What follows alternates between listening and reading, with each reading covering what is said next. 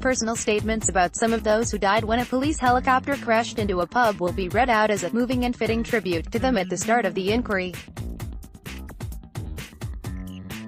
The pilot, 2 crew members and 7 people in the Clutha bar in Glasgow were killed when the Police Scotland helicopter crashed into the roof of the building on November 29, 2013.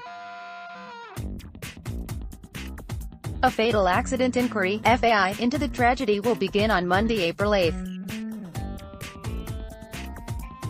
Senior Counsel Sean Smith told a final preliminary hearing ahead of the FAI that both those participating in the inquiry and those not represented have been asked if they want to provide personal statements with a view to them being read out at the start of the inquiry. A Police Scotland helicopter crashed into the roof of the building on November 29, 2013. Image, PA. Statements will be read on behalf of victims Gary Arthur, Robert Jenkins, Samuel McGee and Colin Gibson, while John McGarrigle's son is expected to provide one. Who is leading the inquiry, said, providing a statement encapsulating in a few sentences someone that they loved is a difficult matter. Some family members may wish to keep such matters personal. Where representatives have provided statements, the Crown is confident this will provide a moving and fitting tribute to the deceased. There will be no personal statements on behalf of pilot David Trail and crew Tony Collins and Kirsteen Ellis, while relatives of Joe Cusker have not indicated whether they wish to provide one. A total of 10 people died after the helicopter crashed into the Clutha bar. Image, PA. Jonathan Brodie QC, representing the family of Mark Opry, said they were still considering the matter.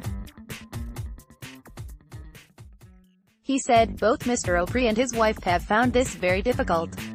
The parents have so far just not found it something that they are able to do. I think it's something that they would wish to do. He said they were unlikely to have one ready by Monday when the inquiry starts, but that one might become available later.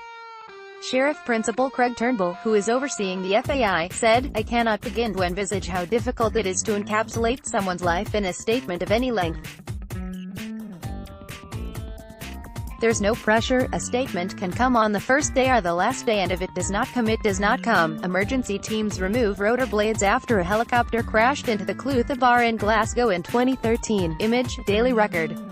He suggested the statements could be read by Mr. Smith or by those representing the families of victims.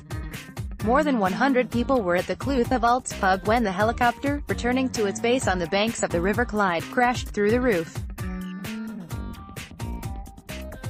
An Air Accidents Investigations Branch (AAIB) report published in 2015 found 2 fuel supply switches were off and the pilot did not follow emergency procedures after a fuel warning in the cockpit. Turnbull said a minute's silence will be held at the start of the inquiry in memory of those who died. Smith told the hearing the first 4 weeks of evidence will be taken up with witnesses from the AAIB and Airbus. The FAI, which is being held at Hampden Park, is expected to involve around 3 months of evidence spread over 6 calendar months this year.